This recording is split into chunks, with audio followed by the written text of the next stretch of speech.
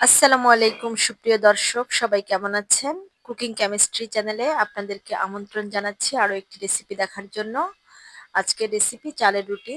বাঙালি হিসেবে আমাদের সবারই ভীষণ পছন্দের। প্রতিটি রুটি কিভাবে এরকম ২ পার্টে বিভক্ত হয় এবং খুব সফট হয় তার কিছু টিপস সহ রেসিপিটি আপনাদের সাথে শেয়ার করছি।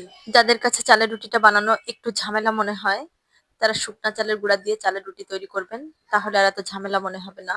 সেক্ষেত্রে পানি এবং চালের গুঁড়ার অনুপাত বোঝা যায়।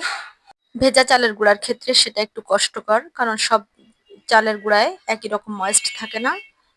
আমি প্যানে দিয়ে দিয়েছি ৪ কাপ পরিমাণ পানি। পানিটা ফুটে উঠলে দিয়ে দিচ্ছি স্বাদ মতো লবণ। এখানে আমি ১ চা চামচের একটু বেশি লবণ দিয়েছি।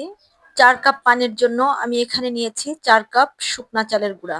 চুলার আঁচটাকে লো করে আমি এখন চালের গুঁড়াটাকে এই পানির মধ্যে ভালো করে সিদ্ধ করে নিব। চুলার আঁচ বেশি থাকলে নিচে দিয়ে পুড়ে যেতে পারে। সেজন্য লো ফ্লেমে ধীরে ধীরে কাজটা করব, একটু সময় নিয়েই করতে হবে। চালের গুঁড়াটা ভালো করে সিদ্ধ করে নিলে রুটিটা সফট হয়। সিদ্ধ হয়ে যাওয়ার পরে কিছুটা ঠান্ডা করে নিব, পুরোপুরি ঠান্ডা হবে না। একটি ছড়ানো পাত্রে সিদ্ধ চালের গুঁড়া নিয়ে নিয়েছি। হাতে একটু তেল মেখে ভালো করে মথে নিচ্ছি। হাতে তেল মেখে নিলে কাজটা বেশ সহজ হয়।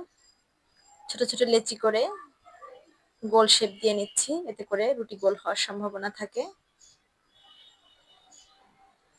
গোল গোল করে রুটিগুলো বানিয়ে নিচ্ছি। যাদের রুটি গোল হয় না তারা একটি ট্রিক্স ফলো করতে পারেন। আপনারা যেকোনো শেপে রুটিটা বানিয়ে নিতে পারেন। এরপর আপনাদের বাসায় যদি কোনো বড় সাইজের মোল্ড থাকে রাউন্ড শেপের, অথবা যদি কোনো বড় গোল শেপের বাটি থাকে, সেটা দিয়ে রুটিটাকে আপনারা কেটে নিতে পারেন এভাবে। এই ট্রিক্সটা ফলো করলে বিভিন্ন দেশের মানচিত্র হওয়ার আর টেনশন থাকবে না। যেকোনো শেপে রুটি বানালেও আপনি গোল শেপের রুটিই বানাতে পারবেন। চলে যাচ্ছি রুটিগুলো শিখতে। প্যানটা একটু গরম হলে দিয়ে দিয়েছি রুটি। রুটির এক সাইড সেঁকা হলে অন্য সাইড উল্টে দিচ্ছি। অন্য সাইডটাও হালকা সেঁকা হলে আবারও প্রথম সাইডটা উল্টে দিব। আপনা আপনি থেকে রুটিটা ফুলে উঠবে। যেখানটা না ফুলবে সেখানে আলতো করে চেপে দিলে ফুলে উঠবে। প্রতিটা রুটি এরকম বালিশের মতো ফুলে উঠবে।